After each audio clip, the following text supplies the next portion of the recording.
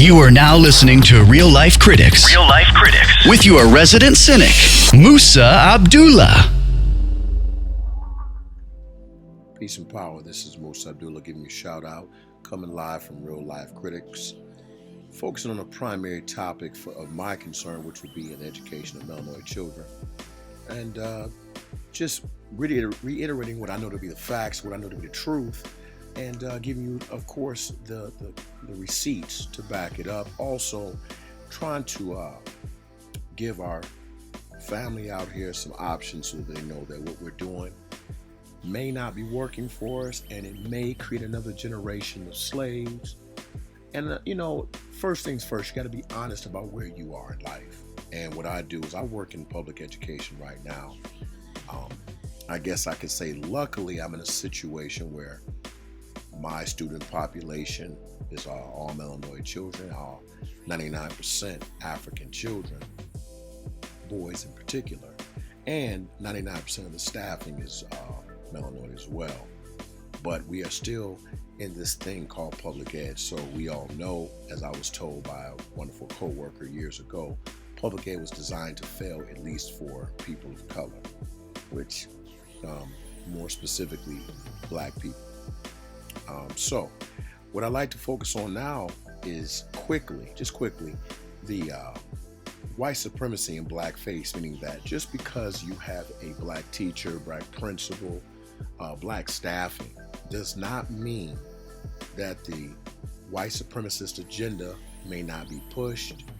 As a matter of fact, I'd like to go on the record as saying there's a high likelihood that if your administrator or the teacher who is of descendant of African has not openly stated that he or she would like to implement some studies of the Black culture, the unspoken Black culture, not just Martin Luther King and Rosa Parks, if they haven't openly stated that they want these things to be instituted into the curriculum, there's a high likelihood that they are going along with the status quo. They're a yes man or a yes woman, and they're maintaining the two positions of most administrators in education, which is one, to keep their job, and two, to pay their bills. So in order to do those things, because we are in a situation of economic deprivation at all points in time, typically that's what you get. So you need to be mindful. So when you go to a public educational institution, you need to talk to the teachers, talk to the administrators, ask them their positions on African Heritage Month, on cultural diversity, cultural relevance in the classroom. How are they going to tie the lessons into the cultural paradigm that your child is within all the time? So those things are very, very important. Secondly, I'd like to say that for those who have hit me up and asked the question, well, Musa, I don't have a Black school near me, or I don't have a Afrocentric school. What do? I have nothing but the public schools to go to.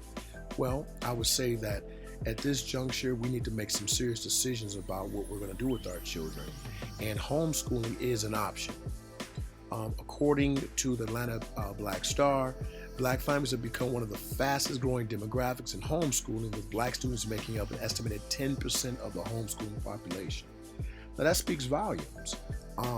But we also know, based upon our past as a community, a collective community, that whenever we decide to make a decision that is relative to the success of our people, whenever we decide to do something or anything that's relative to the success of our communities, the dominant society finds that to be threatening, and they find a way to sabotage it.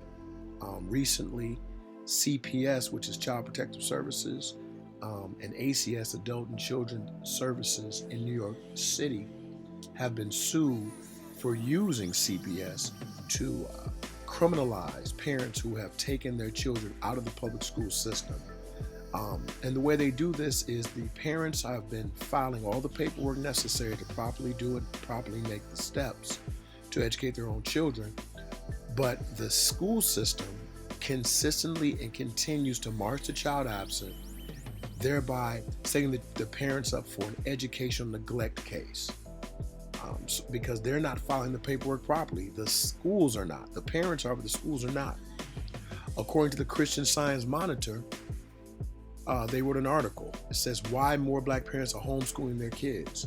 According to the article, some parents cite religious and moral reasons. Others say they are keeping their kids out of public schools to protect them from school-related racisms.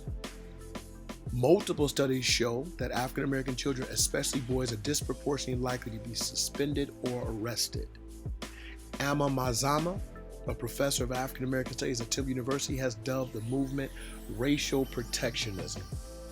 Now, this is nothing new, and I know that you know these things, and I know that you've heard them, even in passing, because social media is a wonderful conduit to getting good information, especially in regards to education, especially in regards to social issues. But I know, being an individual who is a creature of habit, sometimes it's best to have information reiterated and given to us once again so that we know that it's real and it's important. So I understand that homeschooling is a very strong move for many parents. You know, a lot of times you need a parent home to do this, but there are cooperatives, collective cooperatives in states. Some states only allow you to homeschool your own child, but you need to check out the mandates in your state. In Atlanta in particular, they have cooperatives where the parents trade off days of teaching subject matters that they're much more versed within. My youngest child right now is part of a daycare cooperative, and a collective group of parents. We come together and we understand the curriculum. We have a say in the curriculum. It is very beneficial to our children. They're taught the importance of themselves and their culture. My second youngest, my child above him, she's 13. She goes to a private school, which is very inexpensive, to be honest.